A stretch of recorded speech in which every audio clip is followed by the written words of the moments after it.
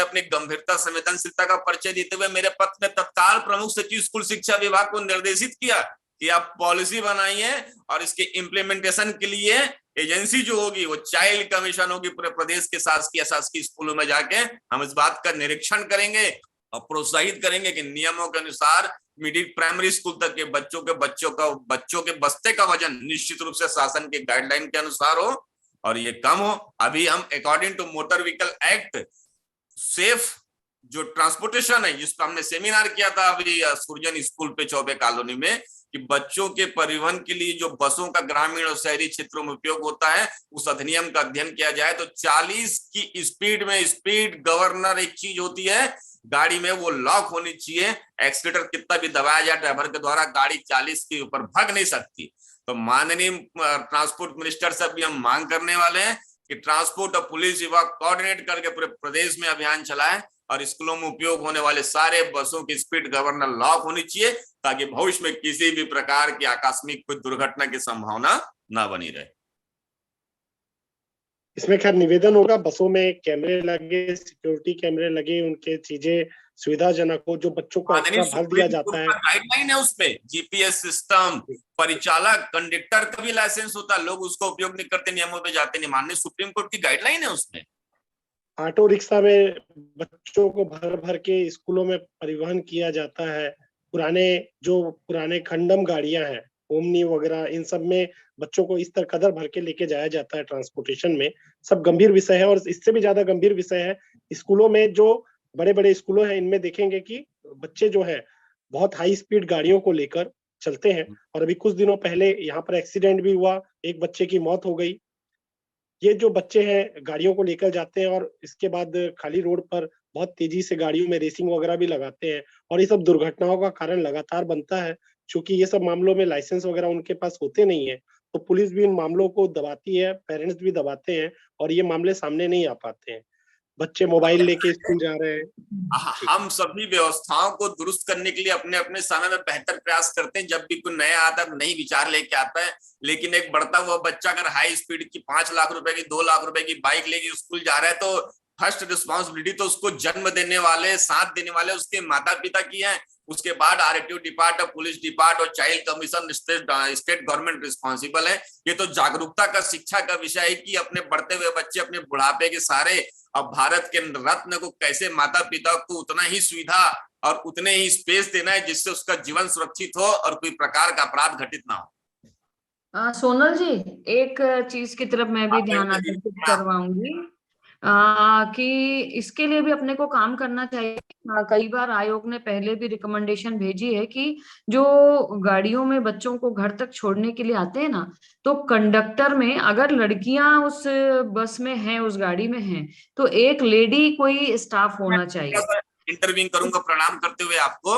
अभी हमारा मायाराम सुरजन स्कूल में सेफ ट्रांसपोर्टेशन में चर्चा हुई थी और गोष्ठी में निष्कर्ष निकल के आया कि जब बच्चा हो या चाहे बच्ची हो, जब फर्स्ट पिकअप होगा तो उस बस में कोई ना कोई टीचर हो, क्योंकि बहुत सी टीचर आना जाना स्कूल से करते हैं, और जब लास्ट ड्रॉप होगा तो कोई भी टीचर उस बस में उस गाड़ी पे उपलब्ध रहे ताकि बच्चे के चढ़ने उतरने के समय ड्राइवर और कंडक्टर के अलावा एक रिस्पॉन्सिबल व्यक्ति संस्था की ओर से उस गाड़ी पे रहे। ये गोष्ठी में निष्कर्ष में निकला हमारे।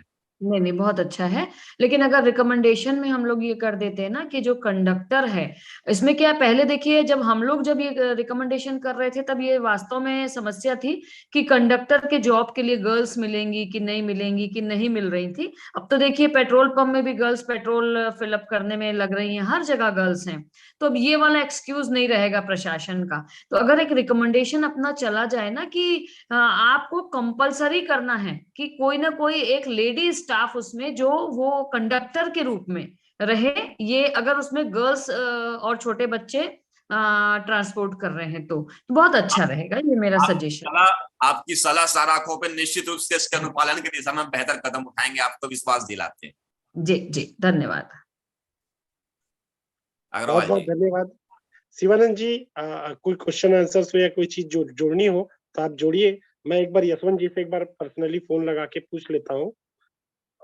आप एक बार जब तक कार्यक्रम को आगे हमारे बीच में राकेश मिश्रा जी ने हैंड रेज किया हुआ है, लेकिन मैं थोड़ा सा यहाँ पर शैलेश गांधी सर की तरफ आऊंगा और उनसे निवेदन करूंगा कि इस विषय पर वो थोड़ा सा अपने विचार रखें और कुछ मिनट 2 मिनट अपनी बातें इस विषय में कुछ रखना चाह रहे हैं। शैलेश सर, आपको सर अनम्यूट करना पड़ेगा प्लीज। ओके। ये बहुत अच्छा कार्यक्रम रखा है शिवानंद जी ने, और बड़ी खुशी हुई आज शताब्दी बहन और सोनल भाई साहब की बातें सुन के। इस विषय में ज्यादा तो जानकारी नहीं है, मगर सूचना के अधिकार और ट्रांसपेरेंसी की तरफ से कुछ मुद्दे हैं। मैं समझता हूं ये लोग करते ही होंगे, मगर अगर ना करते हो तो उनको किए जाए। वेबसाइट पे जितने केसेस हैं, जो भी डेटा है कमीशन में, वो डिस्प्ले किया जाए। कंप्लेंट्स कब आती है, कंप्लेंट्स का निराकरण क्या हुआ। अगर इंस्पेक्शन रिपोर्ट्स है, जैसे सोनल भाई साहब कह रहे थे, तो ये इंस्पेक्शन रिपोर्ट्स अगेन रिक्वेस्ट ये है वेबसाइट पे रखी जाए।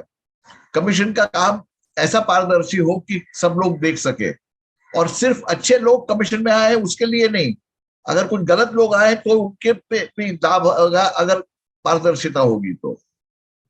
क्योंकि ज्यादातर देखा ये गया है, अच्छे लोग समझते हैं हम बहुत अच्छा काम कर रहे हैं तो ये काम टिका रहेगा।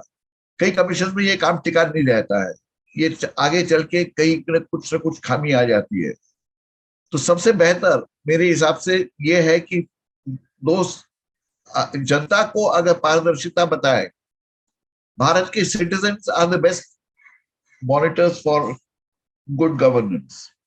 और नॉन कंप्लायंस की भी बात हो रही थी, मुझे लगता है नॉन कंप्लायंस शायद एक सीरियस इशू होगा, ऐसा मानता हूं। अगर नॉन कंप्लायंस सीरियस इशू है ऑर्डर से, उसको भी वेबसाइट पे डालिए, मीडिया को बताइए, उससे दाब पड़ेगा। आपके साथ लोगों को जोड़े और मीडिया को जोड़े, ये रिक्वेस्ट है। और एनुअल रिपोर्ट मैं मानता हूं कि बनते ही होंगे, और वो एनुअल रिपोर्ट्स वेबसाइट पे हर साल रखते होंगे, ऐसी संभावना मैं सोचता हूं। धन्यवाद सर, बहुत बहुत धन्यवाद। आपने पारदर्शिता की दिशा में बहुत बड़ी बात कह दी है, और ये सब व्यवस्थाएं लागू करवाने में जो बाल अधिकार आयोग हैं उनके जो अध्यक्ष और सदस्य हैं वो भी इस विषय में वर्तमान में प्रयास कर सकते हैं, और जो आरटीआई से जुड़े हुए लोग हैं वो निश्चित तौर पे सतत इसमें प्रयास करें।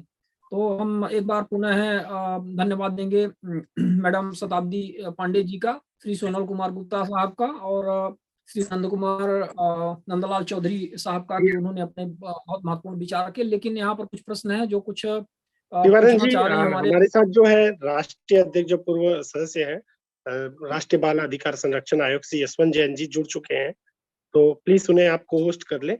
और क्योंकि वो 5 से 10 मिनट के लिए सिर्फ ऑन रिक्वेस्ट आए हैं। एक्चुअली भानु प्रतापपुर में अभी चुनाव है हमारे यहाँ, उपचुनाव, उसमें वो काफी कार्यक्रम में व्यस्त है।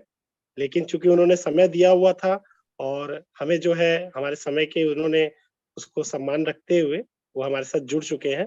तो प्लीज यशवंत जैन जी से निवेदन होगा कि वो अपने आप को अनम्यूट करें, और कंफर्टेबल हो तो वीडियो भी ले सकते हैं।